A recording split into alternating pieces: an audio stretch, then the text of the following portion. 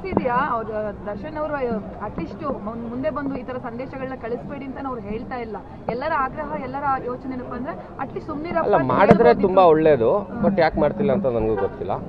So ಮಾಡಿದ್ರೆ ತುಂಬಾ ಒಳ್ಳೇದು, ಅವರು ಬಂದು ಹೇಳಬೇಕು. ಇವಾಗ ಅವ್ರ ಫ್ಯಾನ್ಸು ಅವ್ರ ಮಾತು ಕೇಳ್ತಾರೆ. ಸೊ ಹಂಗಾಗಿ ಅವ್ರು ಹೇಳಿದ್ರೆ ಇದಕ್ಕೆಲ್ಲದಕ್ಕೂ ಒಂದು ಸ್ಟಾಪ್ ಆಗುತ್ತೆ. ಬಟ್ ಗೊತ್ತಿಲ್ಲ ಏನಾಗ್ತಿದೆ ಅನ್ನೋದು. ಆ್ಯಂಡ್ ನಿಜವಾಗ್ಲೂ ಅವ್ರ ಫ್ಯಾನ್ಸನ್ನ ಅಥವಾ ಯಾರ್ಯಾರು ಮಾಡ್ತಿದ್ದಾರೆ ಅನ್ನೋದು ಗೊತ್ತಾಗಲ್ವಲ್ಲ.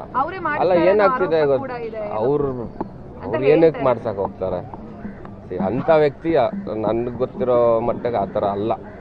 ಸೊ ಏನಾಗೋದು ಗೊತ್ತಾ, ಇವಾಗ ಅವ್ರ ಫ್ಯಾನ್ಸೇ ಅಂತ 100% ಹೆಂಗೆ ಹೇಳೋಕ್ಕಾಗತ್ತೆ? ಮುಖ ಕಾಣಿಸ್ಬೇಕಲ್ವಾ? ಮುಖನೇ ಕಾಣಿಸ್ತಿರೋ ಅಕೌಂಟ್ಗಳಲ್ಲಿ ಈ ಥರ ಬೇವರ್ಸಿ ಕೆಲಸ ಮಾಡ್ಕೊಂಡು ಹೋದ್ರೆ ಯಾರಿಗೆ ಅಂತ ಹೇಳ್ತೀರ ನೀವು? ಆ್ಯಂಡ್ ಸೈಬರ್ ಕ್ರೈಮ್ ಡಿಪಾರ್ಟ್ಮೆಂಟ್ ಇದೆ, ಅವ್ರ ಕೆಲಸ ಅವ್ರು ಮಾಡ್ತಾರೆ, ಕಂಪ್ಲೇಂಟ್ ಕೊಟ್ಟಿದ್ದಾರೆ. ಸೊ ಈ ಕಂಪ್ಲೇಂಟ್ನ ತುಂಬ ನೀಟಾಗಿ ತನಿಖೆ ಮಾಡ್ತಾರೆ. ಸೊ ಮಾಡಿ ಸಿಗಾಕೊಂಡವ್ರು ಗ್ಯಾರಂಟಿ ಬೆಂಡೆತ್ತಬೇಕು. ಬೆಂಡೆತ್ತಿದ್ರೆ ಇನ್ನೊಬ್ಬ ನೆಕ್ಸ್ಟ್ ಮಾಡೋದನ್ನು ನಿಲ್ಲಿಸ್ತಾನೆ.